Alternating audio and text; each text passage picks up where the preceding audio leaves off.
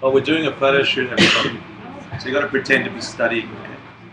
Oh, like really interested in what I'm saying. Buddhism generally.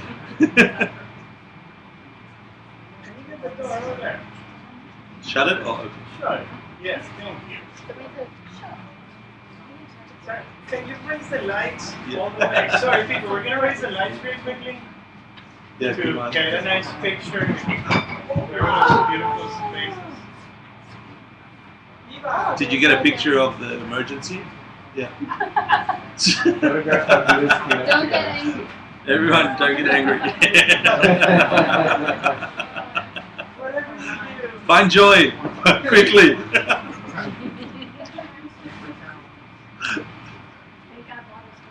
Yeah. Rejoice in the wetness of water.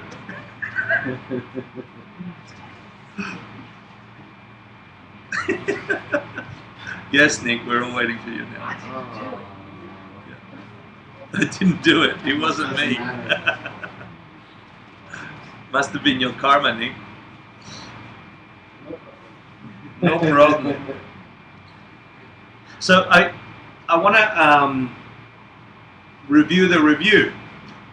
So before we dive into the chapter on wisdom and discuss what that really means, the book teaches 6 perfections. Yeah?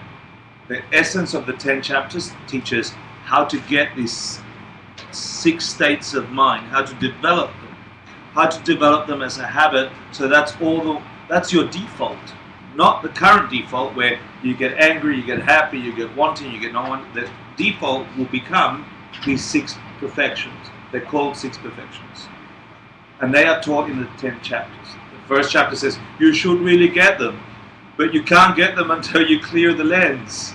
But then you also have to make some efforts and take some vows or do something to get them. And don't forget, when you get them, to take care of them. And then begins the 6 perfections. So what are the 6 perfections? And so you have this in your mind, right? These are the 6 states of mind that a Bodhisattva must develop. And the first one is giving.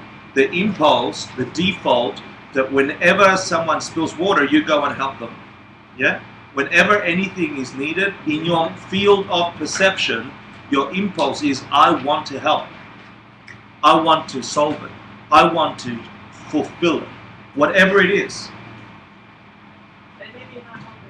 Huh? Still getting further, they may not helping. It may, excellent. It may be not doing something or actually doing something that appears disruptive. Yeah? But I think that's more advanced. Yeah? To get in to the idea. But you're absolutely right. We can get into a rabbit hole practicing the perfection of giving and thinking that now I have to give over and do all these things. Master Shantideva goes, no, start with small, start tiny vegetables, he says, and carrots and potatoes. Start giving away those things, and then you'll develop the habit of giving. But if you're right, Emily, if you just give and give and give, you might actually create more harm in your field of perception. You might be seeing how you're giving alcohol to an addict, and that's definitely not helping. Oh, but I'm doing giving. Duh. Yeah? Not very wisely. So, perfect. Thank you for that. So the first habit in the list of 6, the states of mind that one would develop, is the perfection of giving. Imagine your mind wherever it is right now, because I don't know how your impulses are. Imagine you turn up the volume on whatever you see in your field of experience, and you just want to fulfill people's happinesses. Remove their suffering. Fulfill their happinesses. Watch them get fulfilled. Watch them get, imagine that. In fact, that's what we do with the 108 Lives Project when we go to Nepal. Unconditional giving. It's the practice of this very perfection. We go to Nepal once a year. We've been doing it since 2008, or this group since 2010, and we picked 108 people, and then we go and try, we started that we go and try and give them whatever they want. And then we got a little wiser and realized, you can't just give everyone anything they want, might harm them. But we're practicing this perfection.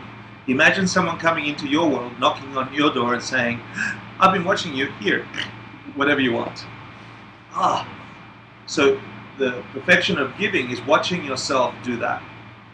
Having perceptions of yourself doing that. And it might be not doing anything. You might be sitting on the subway, watching a little kid cry, and you wanting nothing else but mom to love them instead of scolding them. It might be nothing else. Because if you say something to mom, you might get punched.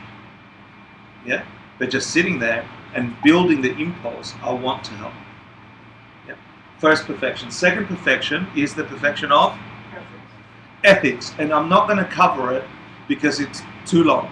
But there are levels and levels of vowed morality, not because baby Jesus says it was a good idea, but morality, meaning behaving in the world with a goodness, with a positiveness, a kindness, because you understand wisdom, which comes last.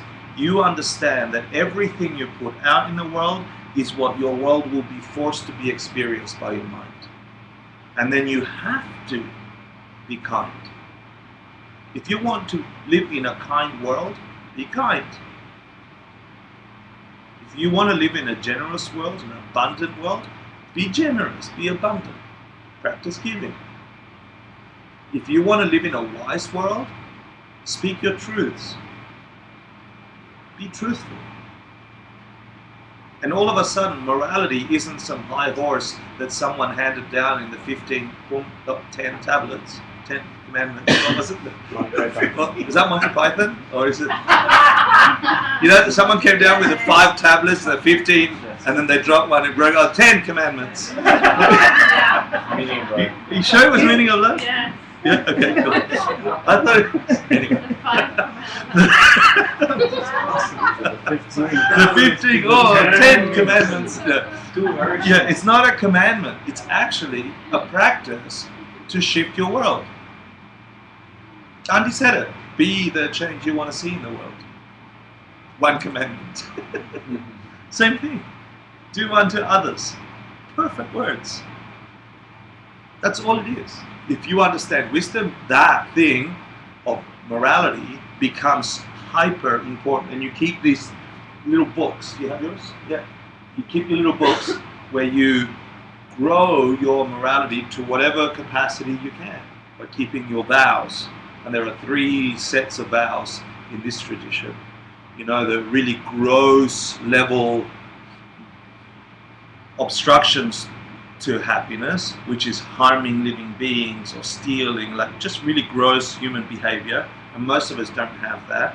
So you watch your mind for any potentiality of that and you try and remove them. And then you do more subtle vows, promises to yourself, more subtle tweaking in your habits or default states of mind, which are the Bodhisattva vows, the vows of taking care of others. And then you get even more refined, way more subtle in the tantric or secret vows. So in these 3 big sections of vows, Pratimoksha, Bodhisattva, and tantric vows, all you're doing is watching the potentiality in your own mind and how you can tweak it to goodness. How you can act in a way that you would like to experience this world. You don't want to have an angry world? Don't be angry. It sounds so simple. Lifetimes to practice. It's like, that's really the essence. Anyway, second perfection, the perfection of ethics. Get good at watching your habits and generating a default mind that is of virtue, developing virtue, yeah, rather than non-virtue, because that's what will be experienced by your mind if you build that in your mind. Thirdly is the perfection of patience, which is not getting angry when you're supposed to. Yeah? Because in this world, you're supposed to get angry all the time. You hurt me. I hurt you. That is the single biggest killer to you developing a peace in your state of mind, a freedom from suffering in your mind. So if you're an angry person, if you're easy to fire off, then you have a whole perfection devoted to that, just for you. Set of practices. Master Shantideva gives you reasons why you can't get angry at a person that appears to be trying to get you angry on purpose. Because he says it's like the organs in your body giving you pain. You don't get angry at the liver when you're just like upset because you're sick, but you're not angry at the liver, which is the source of your pain. So it's the same for the people in your world. You're getting angry, but is it that? Where's the anger coming from? And then you say, well, it wasn't them because they didn't do it. Something forced them to do it. And it's these mental afflictions, the things that we're going for, the states of mind that afflict us that we should be addressing. Because they have it too. So instead of anger, turn it to compassion. So we have the third state of mind, which is developing a habit. And this is not internalizing and what is it? Bottling up anger. It's not bottling up anger. It's transforming it. Seeing it through the eyes of wisdom. Seeing why anger doesn't help you. Read all the last course chapters. And with that logic in your mind, be resistant to the things that normally trigger anger in you. Don't feed it with upsetness. And remember the 2 verses from Master Shantideva, which are life-changing verses. If you remember those.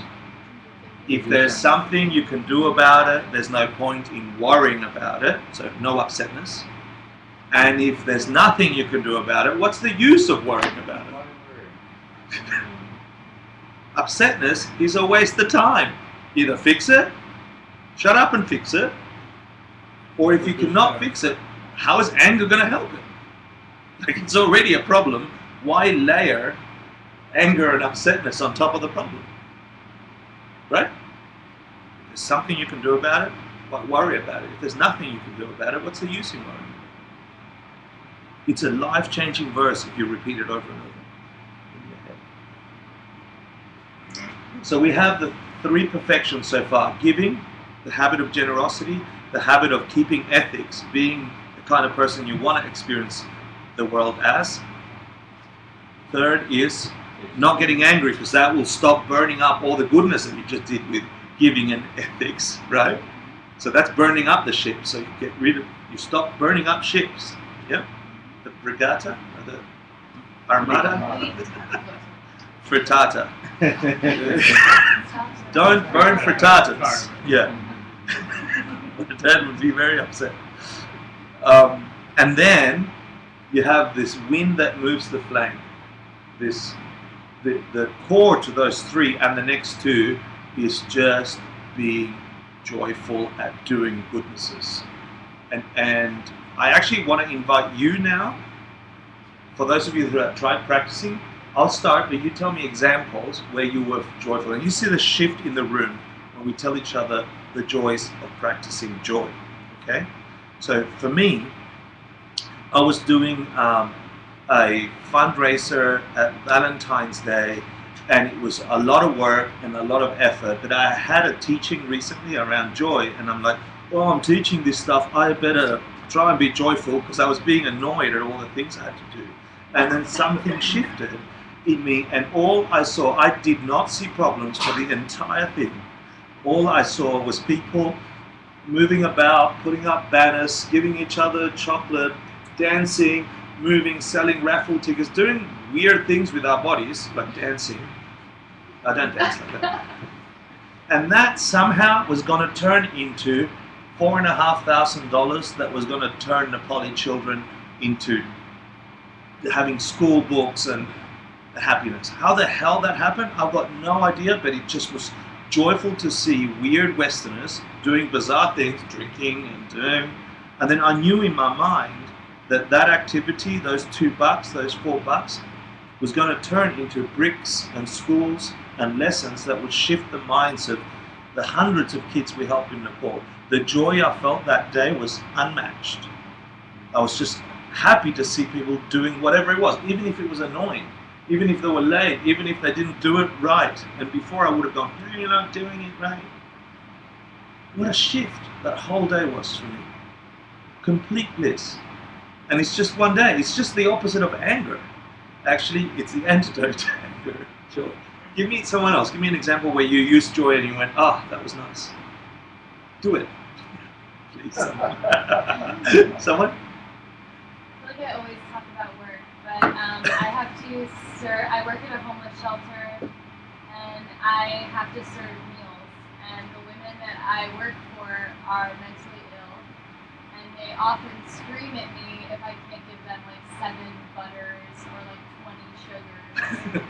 And really, at like 80 women, I'll yell. And I'm not perfect at this, but some days I'm able to just be like, okay, and it really just like the vibration of it is still there, but it's not charged with fear, which is really energizing actually, and I have a more positive experience. Cool. Nice. Anyone else? Yeah. Hi. I volunteer at a little garden near me, and the gardener is kind of grumpy and perfectionistic. And what? Perfectionistic. Oh. And when I first started working, I don't really know a whole lot about gardening, so he was telling me everything, what to do, how to do it.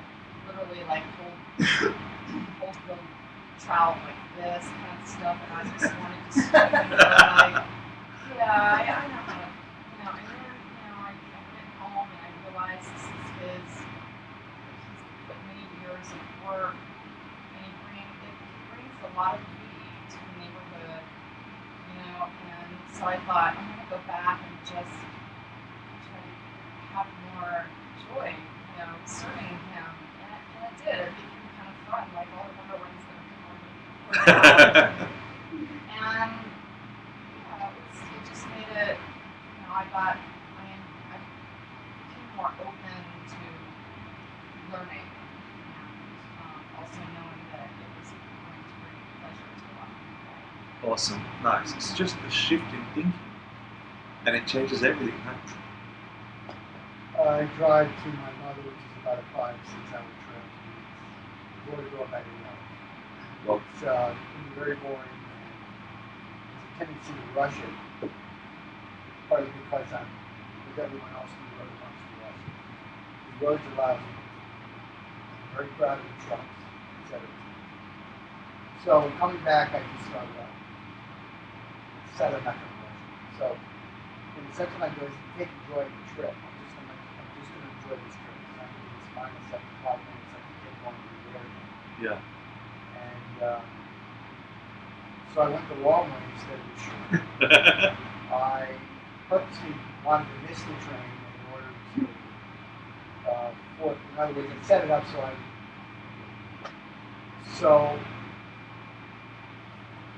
it's a lot safer. Bad situations turn out to work out all right. There are no obstructions to speak of because it's traveling in nice and small. But if the danger is well, it needs to be taken out because the road rage don't get well. So the trip was fine. The radio was fun. It's like you do tag team with cars where you drive for a while and you start getting into these really weird relationships on the road. And they're long distance. It's a whole different game, I It's imagine. come up, yeah. So, and I can do the model a little bit because that's part of it. So the end result was, of course, I got early and I caught the train and I didn't have to wait for it. I'm not quite sure how that happened. That's awesome. And you see, And that sets the whole period on in New York because I live here. So each day then becomes a building block, even when it's difficult. I'm back in the saddle, so to speak. yeah, that's where I was going to go, which is awesome. It, like a domino effect, impacts everything afterwards. And I can see it. So then it's easier to continue track doing. others late here because I was talking about partly what you've been discussing, but listening, and we were talking about some interesting things about he doesn't know about how to approach this heat, this depression, this sickness, it's like be proactive, get into it. Get into it. Yeah, go over the front. Don't keep the defensive like the others. Just do it. Yeah, and he was into it. Thank you. Yeah, it's good. Thank you. Anyone else? Want to go? Yeah. Really quickly, you want to start? No, you leave it. You'd rather go up in the morning. Run, you go. Just one in go. No, neither of them. You're not run. Just, Yeah, so you have one time to think about the most dramatically describe your whatever. No. And so I can tell you, I visit an old man once a week, and he used to live in a really, really crappy apartment with water, very stinky, no place to sleep. He barely opened the door to get inside, and then he usually complained for about an hour. And he's very, very dirty, he liked to touch me and kiss me, and I was in the hospital actually, so it's coming to the hospital, and for me it's stroke and stuff. Anyway, physically it's not a pleasant experience, and I did it, and I do it, and then, I started doing things like that, like to bring a guitar and play for him, or to teach him Dharma. I bought didn't call a very sophisticated Dharma book, like Bodhisattva, Karita, the text, and I was reading to him, but what happened is that he was joy, like it doesn't matter what he says, it just bring him joy and make him happy, and transform to the point in which 3 hours pass, because like the first half an hour, wow, how long will it's going to take? Yeah. But it transformed to that, the 3 hours sometimes pass, I take half of it sometimes, and I still there, and there's so much light, and also the people from the other grads, they kind of, They want to be on their game. Yeah, it's contagious. Yes, and it's like, I really feel it's make something really strong and just stay there and it's really transformative. Like, all these darkness are not tending to light and I get to live sometimes the best 2 hours I have of the week. That's stunning. Thank you. Okay, quickly, because I want to get people out. Yeah, I'm producing. Be joyful very quickly. I'm producing four music albums at the same time, and I'm working like 15 hours a day, sometimes 20 hours. And I'm doing 4 music albums for 4 yoga studios. Wow. People chanting, and it's unbelievable amount of work. And all those people, for some reason, it's my karma, but they say we'll give you 50%, and then they start to say we'll give you 30%, and because they will give you 5%. And I see the songs on internet, and they say they said I did the music. I play all instruments, and they don't know how to sing correctly, so I'm doing sound editing on their voice. And they say I'm not professional. And it's unbearable amount of pain and hard work to make this music. And I went to this white tantric yoga, and there were 200 people, and they play all my music during the whole time. And I was thinking, okay, it doesn't matter, they steal the music, they don't pay me, they don't put my name, it creates a divine energy. And it was so, I said, I don't care all the bad stuff I'm going through to do it. Like 20 hours a day of sound editing, of mixing, they don't want to pay me, they don't even put my name on internet sales, who cares? Because you felt joy with getting them to listen, seeing them listening to it. Yeah. I go to yoga classes, I hear the music and say, I create so much high vibration, I don't care, whatever it takes, it doesn't matter. It's just a test. Oh, nice, thank you. Javier, happiness. Happiness. No, well, I mean, in a much smaller scale. But yesterday, I had to wake up at 5:30 in the morning, and the alarm went off. It was to guide meditation at 7 a.m. So the alarm went off. I was so pissed when the alarm went off. I was like, oh, I went to bed also like at 1 a.m. So I really didn't want to get up. I didn't remember why I was getting up so early, and then like all of a sudden it struck me like, oh wait, I'm gonna go guide meditation.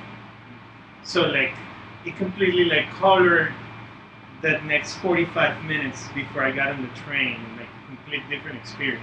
Even the train was different. But yeah, it was like the difference between getting up to go to work, which doesn't bring any joy, which I should do it with joy, right? But honestly, Absolutely. I don't. Yeah. Then the difference to go like, okay, I'm gonna go and guide meditation. It's like something. It should bring joy, constantly. Awesome. It's like putting a tea bag in water, joy, right? And actually, the whole Bodhisattva view. It's like putting a tea bag in water and then removing the tea bag, but you can't remove the color from the water anymore. Getting the Bodhisattva stuff in your heart is like that. Joy is the thing that makes that happen. Yeah. So we've talked about the perfection of giving, perfection of ethics, the perfection of not getting angry, patience, the perfection of joy, being happy when you're making efforts, even if it doesn't work out. Just being happy, you're making efforts, even if it doesn't work out. Coloring everything, because that's how you transform everything. The result will come. And then there's the perfection of concentration, working with your mind and getting it to a point that is so still, so clear, so deep that you can have what this chapter promises, the direct experience of emptiness, having an experience of wisdom. And it's a reality that is, it's like the Matrix, it's a reality that is all around us. Once you understand that everything that exists in your field of experience, I hate using the visual thing only as the example to see emptiness there, to experience emptiness, right? To feel it, to hear it, to every object of your conception in your mind, everything that your mind could ever land on is part of two realities. This is what the whole chapter is going to talk about. The 6 perfections, the 6th one talks about the nature of existence, and it says there are 2 realities. There's the normal schmucky reality, which is called nominal truth. Yeah, it's called a truth. It's called a nominal truth. Why is it? Why it's a fake truth? This reality we live in, and we're in it all the time, swimming in it. It doesn't function properly. It keeps going in these cycles of ups and downs, and breaking and so on. Samsara, it's talking about nominal truth. This thing is nominal truth. That thing is nominal truth. All these things. And then there's another level of reality underpinning that, ultimate truth, ultimate reality. The chapter on meditation, after the chapter the chapter on wisdom, after the chapter on meditation, gets you to put the courses so you can have a direct experience with that truth.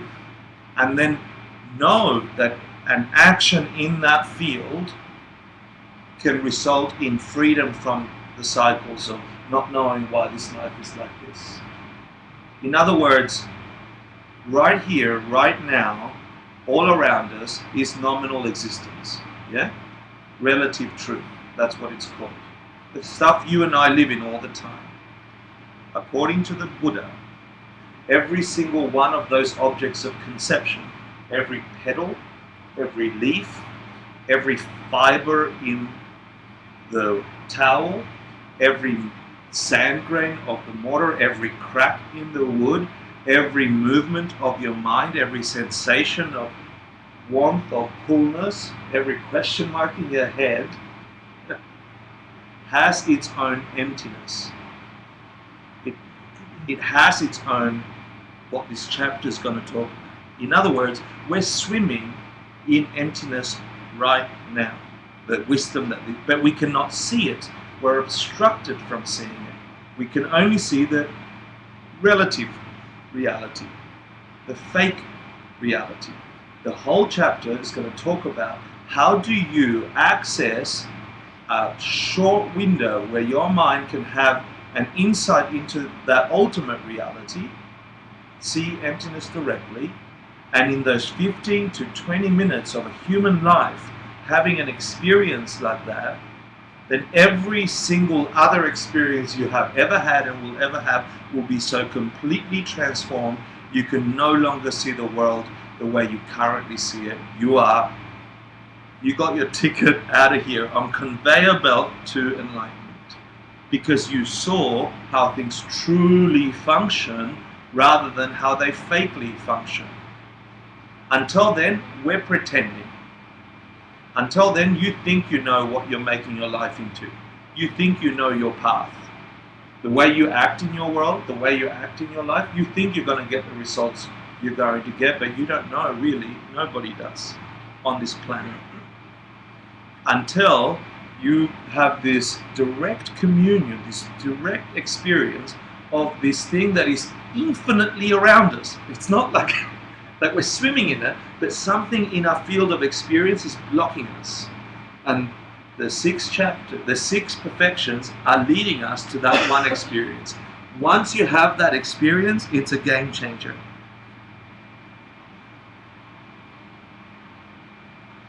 So to make contact with that reality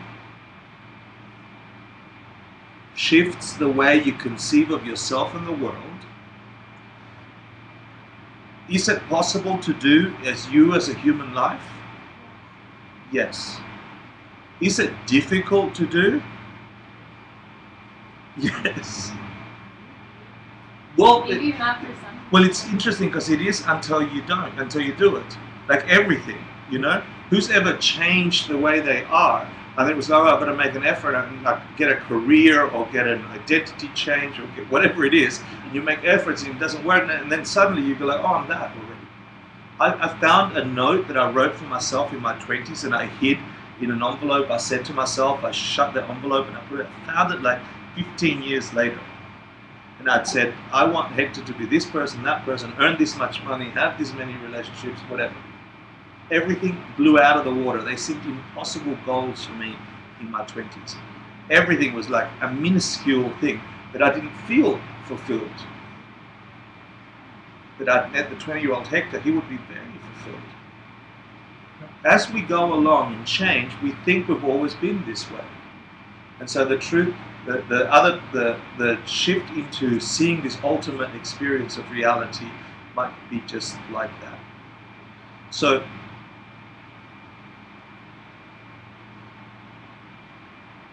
I want to leave you with this idea. When we come back, we'll start the chapter, but the chapter starts in all those branches. This is the paragraph of the beginning of the 9th chapter. All those branches then, meaning all those 8 chapters that came before, were stated by the able ones to be something for the purpose of wisdom.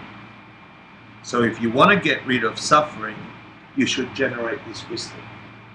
So he's saying all those ideas I just told you about, giving, ethical, and all the practices of patience, the only purpose for them is to reach this wisdom. Because once you get this wisdom, all those things take a completely different meaning. And you have tools that can ultimately fix your world rather than relatively fix your world. Until then, we're just planting courses for things to be really good and then they'll disappear. But if you want them to be really good and stay, which is a state of nirvana or Buddhahood, then wisdom is the answer. Making contact with that reality in this 15 to 20 minute experience that lets you see that you've never had a correct thought in your life, and all of a sudden you sort of see where it was that you blocked yourself, and then you come back to this reality and you're still lured by the fakeness of it, but you don't believe it to be functioning the way you thought it functioned, gives you a certainty that is unshakable, and you then live your life in accord to that. And then it takes some effort to clear out the old ships that are full of dark matches, and then all the ships that are, I've finished the analogy, and then all the other matches turn into a brilliant sun in your heart. And that's the story. Any questions? Good. Let's make a dedication. What I challenge you to think, please, over the next week, really is, if what I just said was true, if there is such a wisdom that you can get access to, if there is 2 ways of looking at this reality, and we're always just stuck on the one that is fake or doesn't work, but you can really get the code to the matrix by getting into the content of this thing and turning it on for yourself. I'm not going to give you anything that will turn it on for you. You have to do something. Then is it really worth 10 weeks of your life to investigate deeply and practice it, not just come to class? try something, try to shift something in your life. Is it worth it? What if this is the game changer? I believe it is, and that's why I'm teaching it. Yeah. So meditate on finding these two realities in your world. Is there something behind the stuff that I'm experiencing in my world that I don't understand yet? And if I did, how could it solve everything? If you meditate on that, contemplate on that for the week, and then we meet again next week. Yeah, I'm saying over the week, have in your mind the understanding of the two realities, the two truths. That there's a fake truth and there's an ultimate truth. That we live in fake truth. We think that by going to a job, we're going to get wealthy. We think that if we get a relationship, I'm going to get happy. We think if I get a new home, everything will be okay. If I live blah, blah, blah, fake truth. That way of engaging the world doesn't work. Or misunderstanding. Misunderstanding, yeah. So what if you did understand the true causes of happiness, the true causes of ultimate understanding?